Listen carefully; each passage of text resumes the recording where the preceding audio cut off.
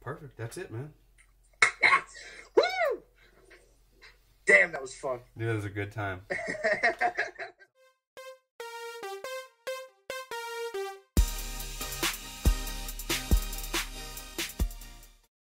Welcome back to Blacktop Banter. I'm Marvin, and we got one shout out right away. So we've been doing shout outs. This one's outside of our industry, which I love. This comes from @Percy the Pianist, and I said pianist like piano, just in case you were wondering. And he's on Instagram, and he was giving me a shout out. Said he watched the last podcast, or listened to the last podcast, and he had a recommendation for us. He's like, you know, you got to get whiteboards, man. Whiteboards make me productive, because he produces music, makes music, and they keep him productive. And then I showed him all of our whiteboards, like you can see behind me right there. And if you were watching on Instagram, or I mean on YouTube, but for the podcast viewers, you're gonna have to go check that out yourself. But ours are full, and we use them to stay on track. And I thought, man, who have I talked to recently that I know seems to be on track? And with that, I need to introduce our guest for the day, our second guest, my man Dom. Dom, you want to introduce yourself, tell everybody your name, your business, and we'll break into how you started doing your business, all that stuff, man. Yeah, sure, man. So, Dom Manzo, everyone knows me with Local Seal Coating, my seal coating company. And I'm based out of Long Island, New York, born and raised here. And I got a beautiful family at home. Wife, 2 kids, 1 on the way. Super excited about that. Super excited to be here with you, my brother. No worries, man. And yeah, I can't wait to get this going. So tell us about Local, how you got started. I know you're a firefighter, man, and tell us kind of about that blend, about that whole thing. Yeah, so you know, I chased my dream to be a fireman since I was 18 years old. I wanted to be a New York City firefighter, and you know, I just for some reason throughout the course of 10 years. Applying to different agencies, going to the city, taking tests. For some reason, something kept holding me up through the process, and I couldn't figure out why. So while I was going through that process, I was, you know, in Long Island, New York. You know, volunteer fire departments are you know, the way we serve our communities. Right. Yeah. So I joined the volunteer fire department because I said, you know what, let me see if I'm even any good at this. Let me see if this would even fit into me, into my livelihood. So so I started volunteering my time, and I loved it, and you know, I just ate it up, and I learned so many lessons from being a fireman, you know. But my biggest thing is I love to help people, you know. I love to help people in life. I think that's why we connect, man. Yeah, you know? And I think that's what attracted me the most out of it. I didn't know it at the time, you know. You want to be a fireman, you want to be a superhero, but really deep down inside, I just want to help people. Yeah, bro. You know, I love helping people, and that's what makes me feel happy. Yeah, you know, that's what was really attracting me, and I didn't know that. So then throughout my journey, throughout the years of just constantly getting knocked down and just failure after failure after failure, but keep pushing. I kept pushing. Sure. Because you know, that was my dream, and I wasn't going to give up. Right. So you know, and you know, after about 10 years, you know, I hit the age cap. I couldn't apply for the job anymore. Right. You know, so now I'm like, what am I going to do, man? Like hit rock bottom, was depressed. I was so sad. So, you know, I just recently lost my dad. He was 57 when he died. He had a brain aneurysm. But before he died, bro. My father was an entrepreneur. My father was a 7-Eleven franchisee. Really? And yeah, damn, so bro. I've been around business, you know, my whole life, but it never really clicked for me. Right. You know?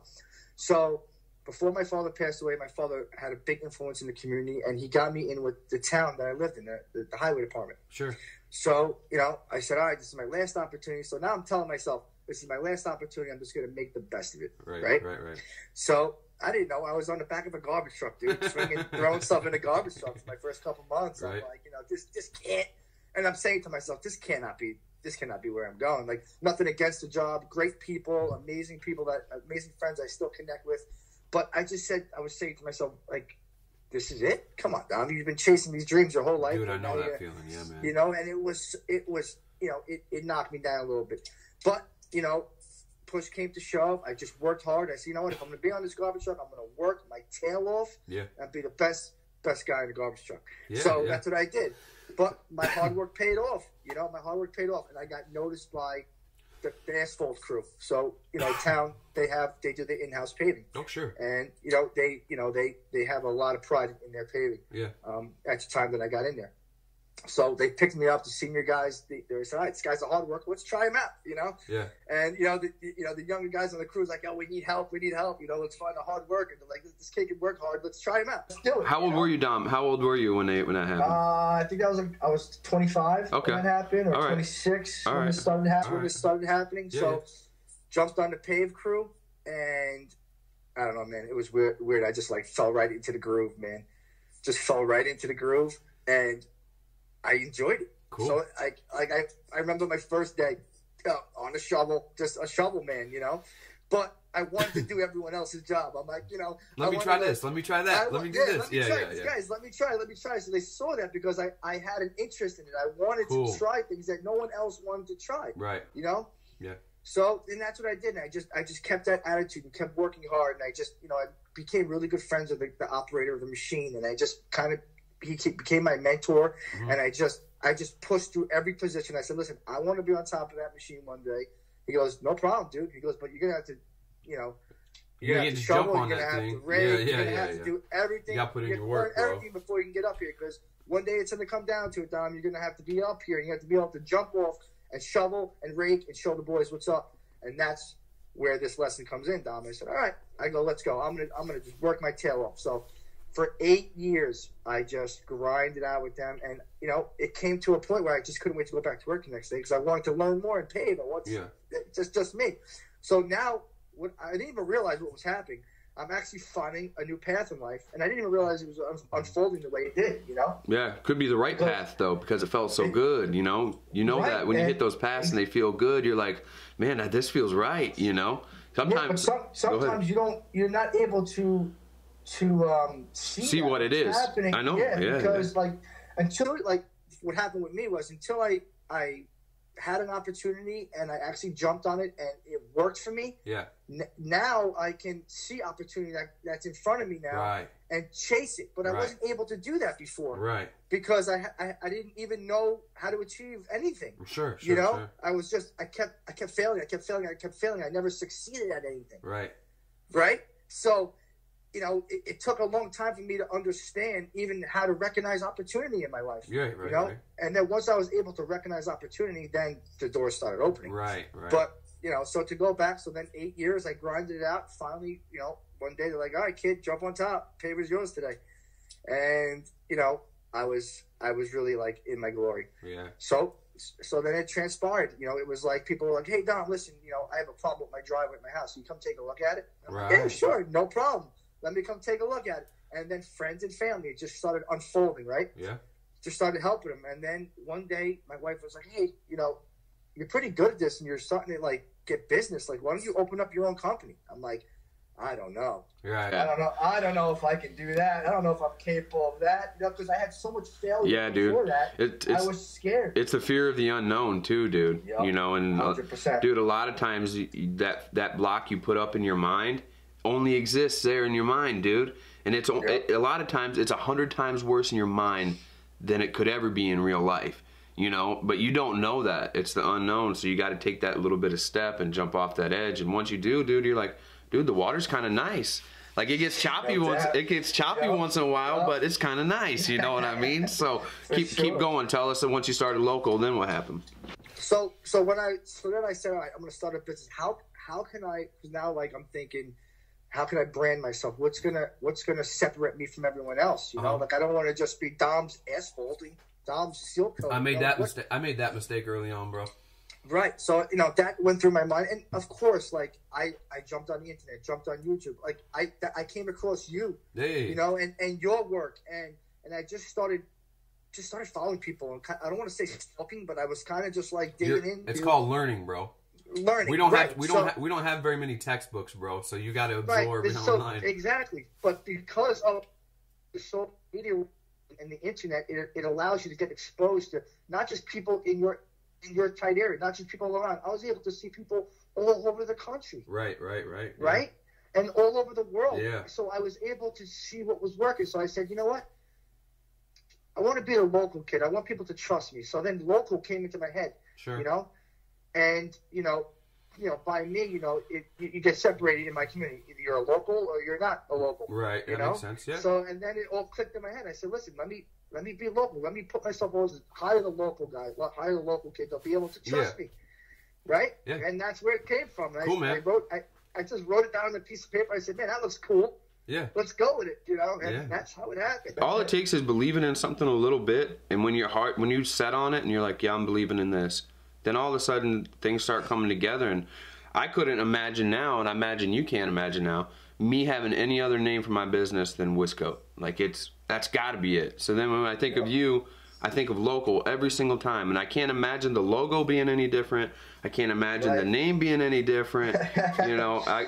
We both rock hats a lot, and you like your bill flat a little bit. I can't imagine seeing local on anything but a flat bill brim, bro. I love it. So the one thing that I always get questioned about is, how do I start? And then when I do start to give people advice, there's a million questions, bro.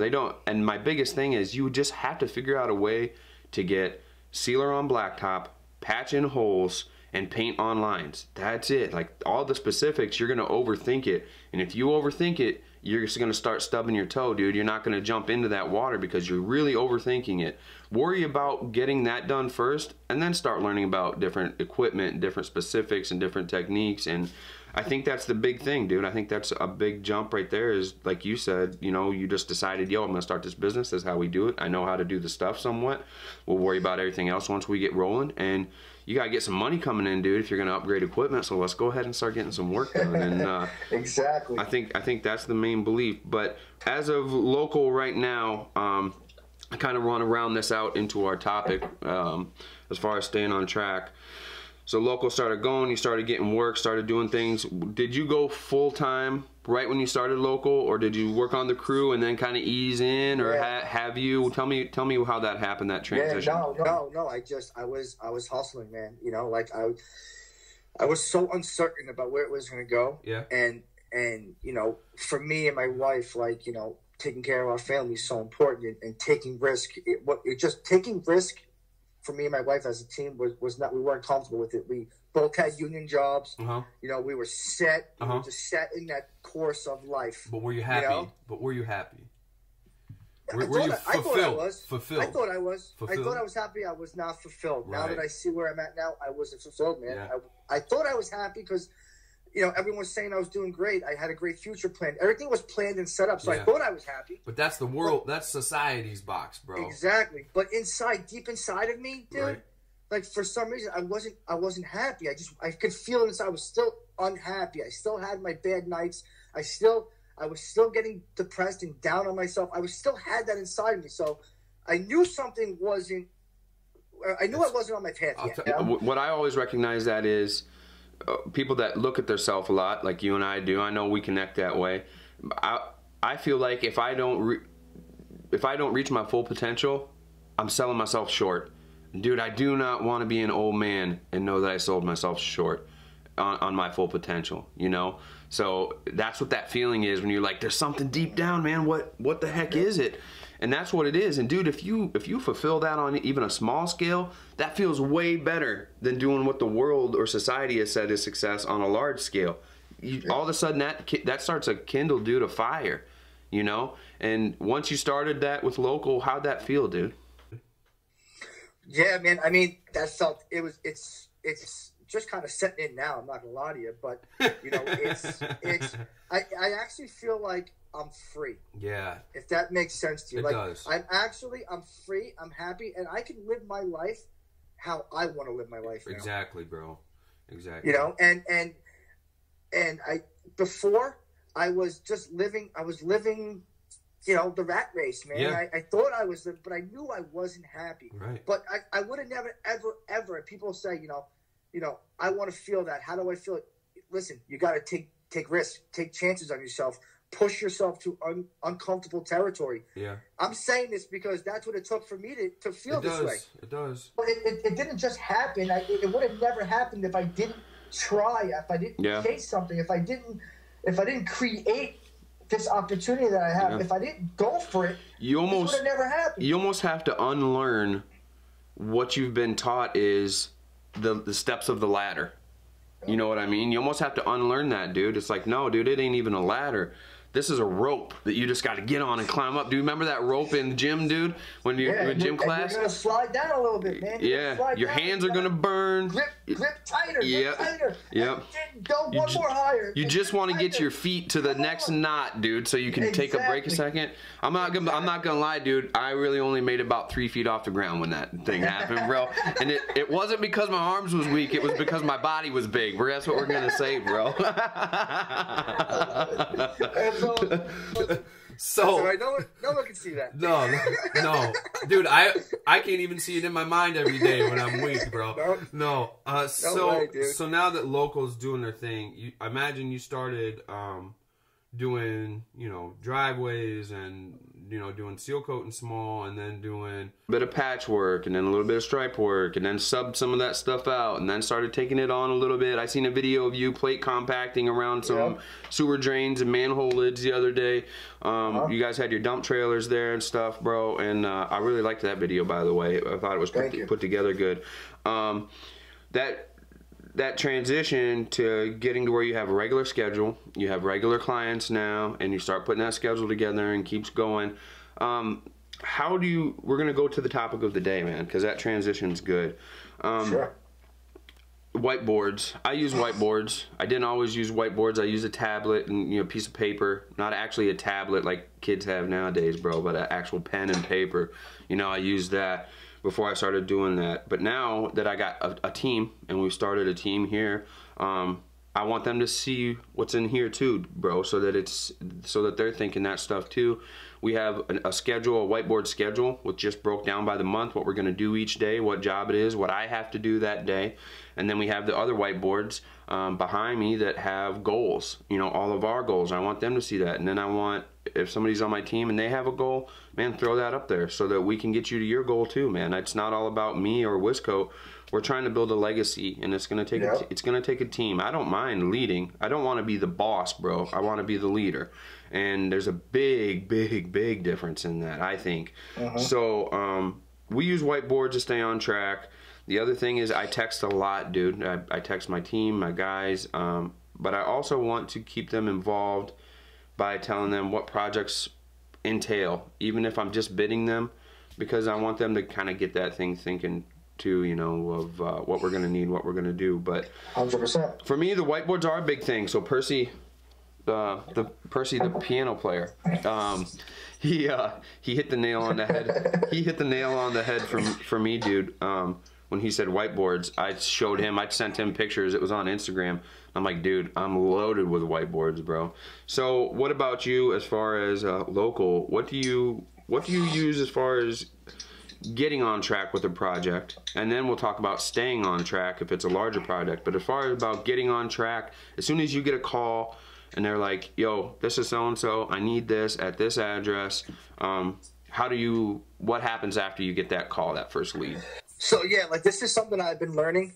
But if anyone that knows me sees me, I'm constantly writing stuff down. I have notes everywhere. It doesn't stop. I have a notepad with me at all times. If you look behind me, you'll see my calendar on the wall. Yeah. That's just my win-loss calendar. Like I judge my days on wins and losses. Yeah. And that's something that really keeps me on track, and I stay honest with myself. So, every day that I live my life and I go through my day, I give myself a win and a loss. And if I can string enough wins together, that's I'm doing good. Yeah. So that's one of the tools that I do use on a day-to-day basis. And I have that multiple. That's how you get to the playoffs, bro. That's how you get to the playoffs. 100%. And I have that in my office. I have that downstairs in my kitchen on a whiteboard that me and my wife share. And I even incorporate it into so what I do is, to stay on track, I make it a lifestyle. Yeah. Right? I keep myself on track. I try to keep my family on track. And I also, so downstairs in our kitchen, we have a whiteboard and we have our win and loss calendar, and we do it as a family. Cool. Right? And we'll do win and loss together. And it helps with my kids too. And my kid like that, I think I won my day today, Dad. I go, I think you did too, son. You're gonna get a, so and I keep my kid on track, but it helps me stay on track. Yeah. And then if we're all on the same, like I don't have a huge team of employees, so I use my family to keep myself on track. Yeah. Yeah. Yeah. So and that brings another thing into that.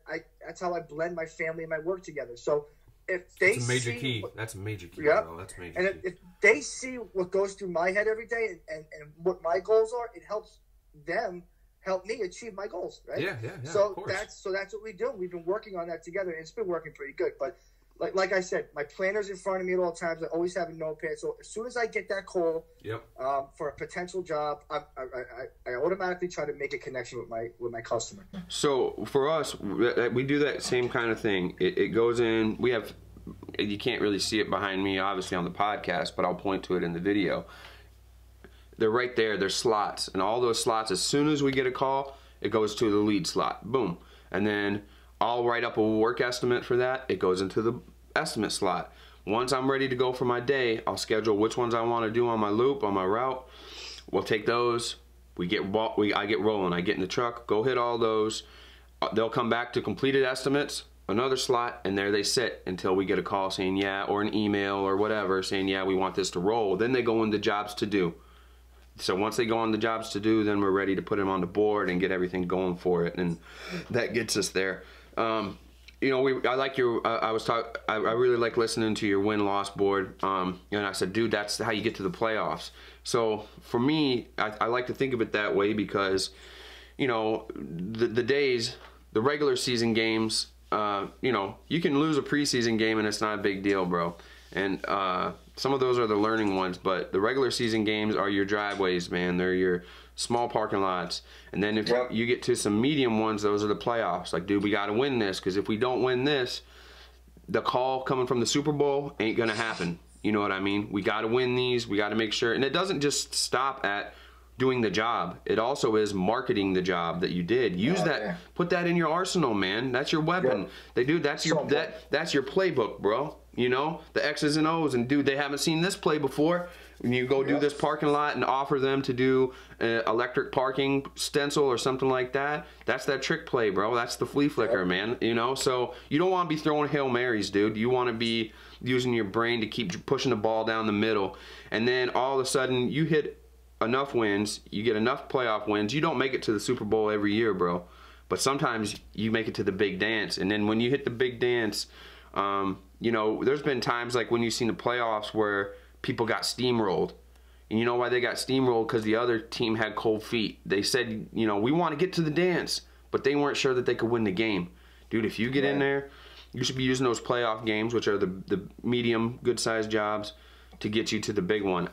In my brain, I think we're in the minor leagues still. You know what I mean? So I'm winning Super Bowls, but dude, it's like the XFL Super Bowl, bro. You know, or like arena football, or a national championship in college. That's somewhere, bro. You do. So you know, for me, I'm a pro playing in that league, and I'm just waiting for my call up to the majors, dude. You know, and I think that you hit the nail on the head with the wins. Thinking about it, like, dude, we gotta make sure we win every day, and a playoff game and a regular season game look exactly the same, you know, but the opponent's a little bit different.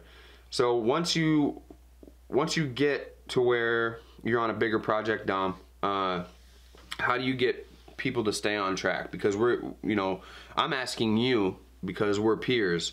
I have one that's going to be stretched out probably a good 7 days this year, and our biggest stretch so far has been probably 3 or 4 days. And I hope that was a job man that called. So you know, I hope that I can get some advice from you, because our biggest one has been 3 to 4 days so far. If we got to stretch to a big one, or if you haven't done a big one a week long, how would you go about it? Because I want to know how to, once you get on a track or get on what you're doing, how do you plan to, or how do you keep your couple guys and everybody motivated and keep things organized for that project as far as costs and everything else? Yeah, so like the way I do it now, like I really haven't had a job that lasted 7 days, but I'm constantly looking ahead to the next move. Okay. That's what I'm doing. I'm trying to prepare myself 2 moves ahead. Yeah. Right? So if I need to stay ahead of the game. Mm-hmm. My guys, sometimes I'm telling my guys, listen, we're going to do this way, this that way.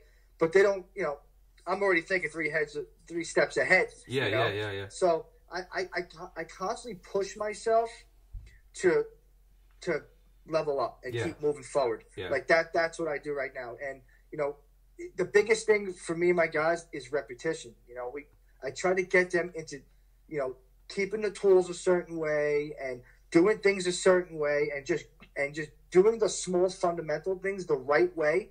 So that as the bigger responsibilities come into play, they're primed. We don't got to worry about that little stuff. They're primed, ready to go, and now we can take this on. And it's a team operation, man. Yeah, like we're gonna learn this together. Yeah, you know. But we have to grind. We have to hustle. And the biggest thing is just I set goals. I'll set daily goals. I'll set weekly goals, and I'll tell. And if I have a small crew at the time, or even myself, say, listen, all right, Dom, this is the goal you have to achieve for today. This is the goal you need to achieve for the week. Right. And these are sometimes I'll have 3 goals for the day. You know, I need to be here at midday. I need to be here for the evening, and then this is going to set us up for tomorrow morning, which is going to set us up for the next day and the next day. So I'm constantly setting goals for myself, constantly reaching to achieve the next level and the next step. That's what I do. I'm just constantly pushing myself, and if I don't do that, I actually get upset with myself because I feel like I'm going backwards or I'm not doing anything. Or I'm sitting stagnant. You know. So I have to constantly push myself to a new goal or just some to the next level. I constantly push myself.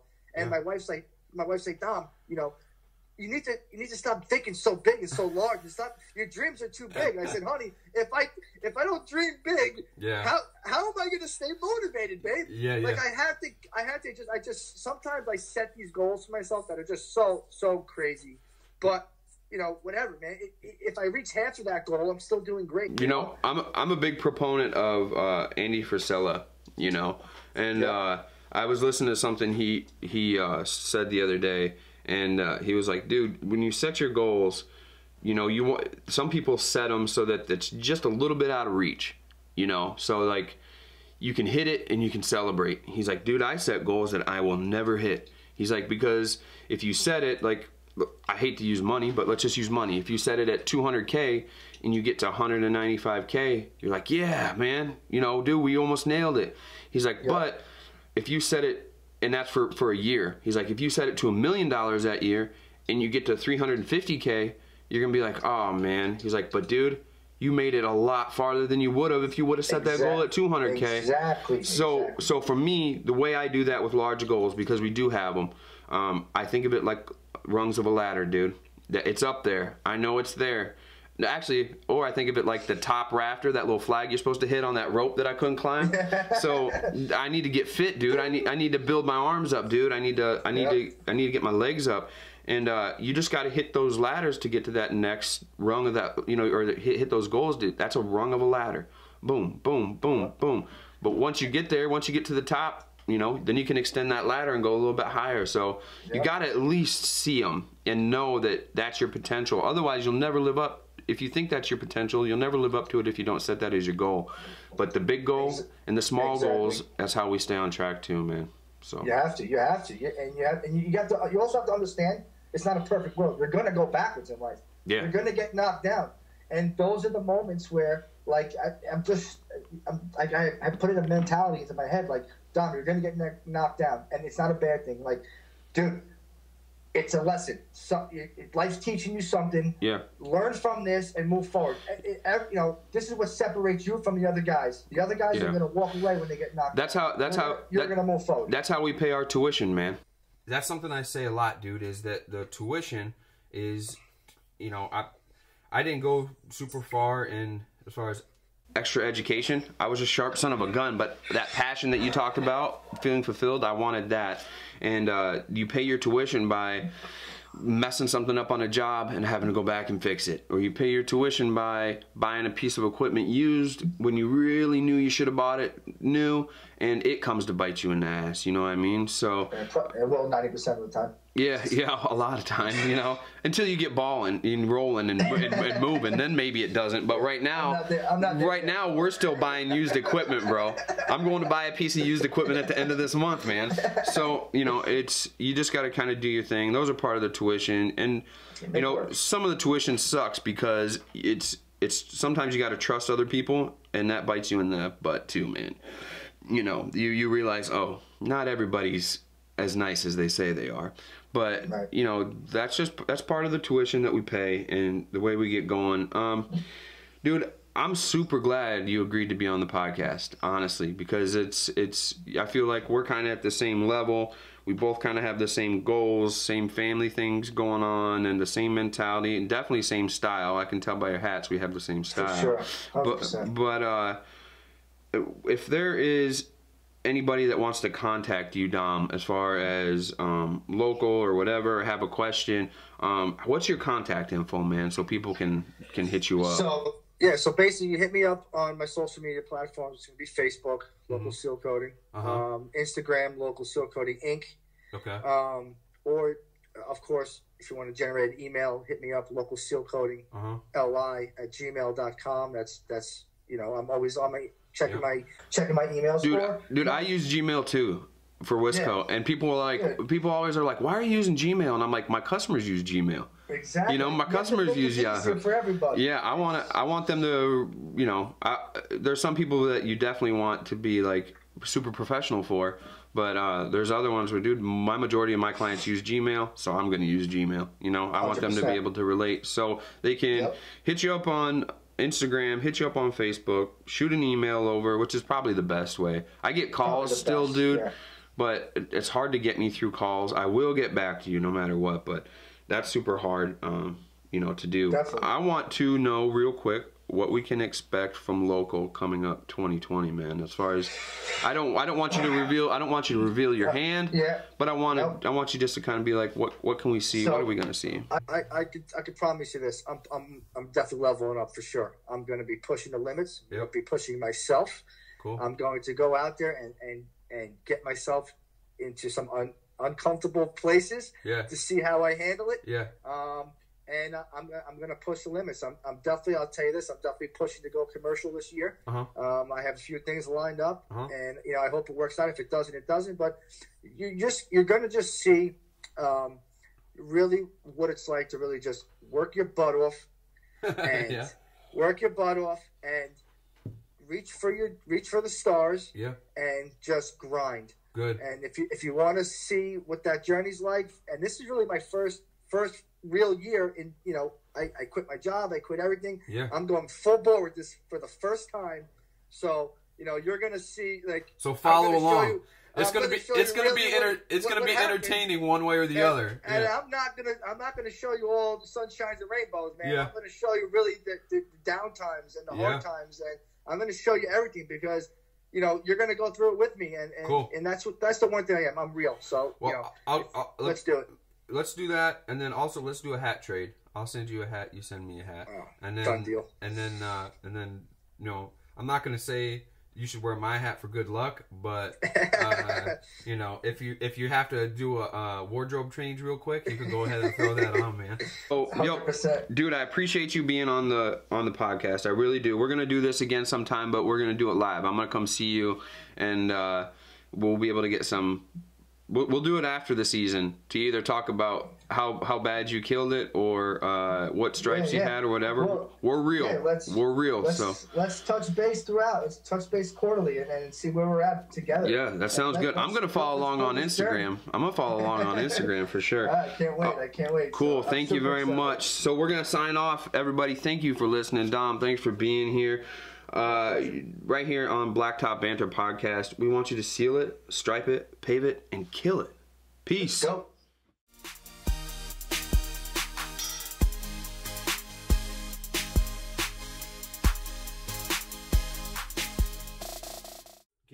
Are you on your phone or your computer?